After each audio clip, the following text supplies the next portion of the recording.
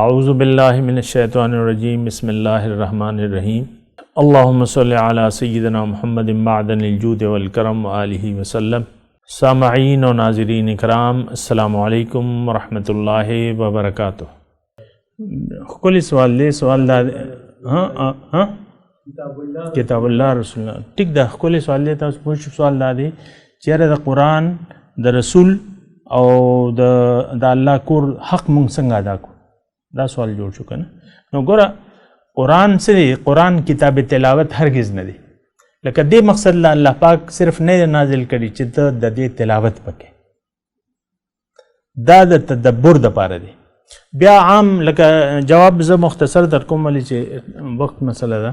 نو ګوره قرآن او رسول دې د پاره دی چې مونږ الله ته دې ورسوي. قرآن او رسول طریقہ، د قرآن حکم او د رسول طریقہ دا څه دپاره چې مونږ الله ته ورسو، الله سره یو ځای شو. په دې څه اختلاف شته؟ نشته. ها اوس د دې حق څه دی چې د رسول دعوت باندې مونږ لبیک وایو. رسول حق څه دی چې د دعوت باندې مونږ ځان پوي کو او په هغې باندې لبیک وایو. رسول دعوت دی الله طرف ته، هذه سبیلی ادعو الی اللہ وداعیا الی اللہ باذنہ وسراجا منیرا.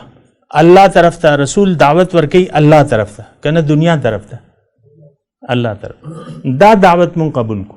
د رسول لکه حق دا دی چې مونږ داغه دعوت وورو اول او بیا هغه قبول کو او لبیک وایو. او لبیک ہوتا سو ترانه وایي کنه لبیک اللهم لبیک لبیک. نو هغه لبیک وایو او بیا په هغه لاره باندې روان شو د رسول په طریقې باندې. دا د قرآن او د رسول حق دی.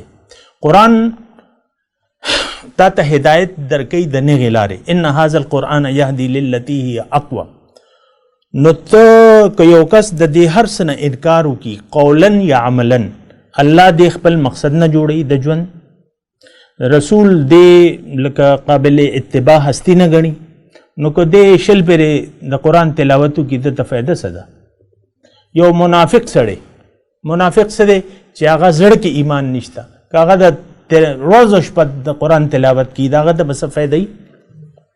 زړه کې ایمان نشته، دا هغه دعوت قبلولو ته تیار نه دی د رسول پاک صلی الله علیه وسلم، او قرآن په خولې شوي طریقه باندې تللو ته دی تیار نه دی. نو که دې زه وایم چې دا ټول ځمکه د سجدو نه ډکه کړي ده ته څه فایده نشته. نو بهرحال اصل شی دا دی د قرآن حق دا دی چې ان هذا القرآن یهدي للتی هی اقوم. قرآن هغې لارې ته تا ته هدایت درکوي چې هغه بالکل سیده ده. بیا قرآن څه دا د الله پاک لاره ده، او رسول چې کوم دی هغې لارې ته دعوت ورکولو والا دی. نو که یو سړی د رسول دعوت قبلولو ته تیار نه دی، په هغې لاره باندې د خپل د رسول په طریقه مطابق دی ژوند تیرولو ته تیار نه دی. د قرآن حکم او د رسول طریقې نه که یو سړی نه خبر دی نه دی ځان خبرول غواړي، او که دی بس دا لکه هر څه چې کوي ته ماته دا ووایې چې د هغه ته څه فایده وي؟ دا قرآن او رسول دې دپاره راغلی چې دا الله سره بنده ملاو کړي او ته هغې نه انکاري، او تا ځان له یو دین جوړ کړی دی چې بس زه به تلاوتونه کوم او زه به بس منځونه کوم، بس دا ماله ډېر دي. نو د دې هېڅ فایده نشته. ګورې بالکل لکه په دې باندې تاسو ځان پوه کړئ یا تاسو ووایئ چې ستاسو ذهن کې څه دي. لکه مختصر خبره دا ده چې ته د رسول دعوت نه قبلې چې هغه الله طرف ته دی، او ته وایې چې بس دغه دنیا ده، بس دغه زما بس نور څه زه نه پوهېږم. عام طور باندې زمونږ رویه دا ده چې مونږ نور څه باندې اډو پوهېږو نه. رسول دعوت څه دی؟ رسول څه ته مونږ رابلي، په دې باندې مونږ ځان نه پوهیو او نه ځان پوهیول غواړو. مونږ وایي بس دغه زمونږ چار چاپېره چې کوم مونږ ځان له یو دین جوړ کړی دی که نه، دا مې ښځه، دا مې بچي او دا مې کاروبار، بس دی کامیاب شي، بچي مې کامیاب شي، بس باقي زه اډو څه غواړم نه.